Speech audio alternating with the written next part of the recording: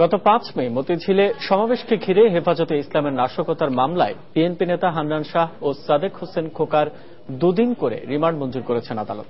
মুখ্য মহানগর হাকিম মোস্তাফিজুর রহমান সকালে রিমান্ড মঞ্জুর করেন। এর আগে কড়া পুলিশি প্রহরায় বিএনপির এই দুই শীর্ষ নেতাকে আদালতে নিয়ে আসা হয়।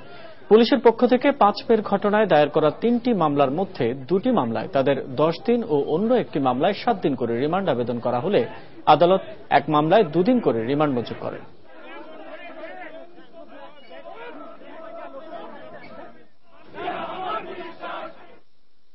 আদালত উভয় পক্ষ শুনে ২টি মামলায় ১০ দিনের ভিতরে জেল গেটে জিজ্ঞাসাবাদ করতে পারবে, আর একটি মামলা যেটা হত্যা মামলা, সেই মামলায় ২ দিনের রিমান্ড দিয়েছে পুলিশ।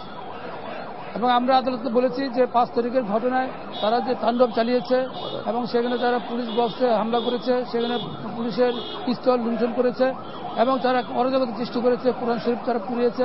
২টা মামলা ৩টা মামলায় কোনোটাই তাদের নাম ছিল না যায়, এবং হেফাজতে ইসলামের মামলায় বিএনপি কোনোভাবেই জড়িত ছিল না। তারপরও আজকে বিনা কারণে, রাজনৈতিক কারণে হান্নান শাহকে যখন ১৭ তারিখে মহানগর দায়রা জজ ভ্যাকেশন জজ জামিন দিল, জামিন দেওয়ার সাথে সাথে এই সরকার ৩টা মামলায় বিনা কারণে শোনেস করেছে।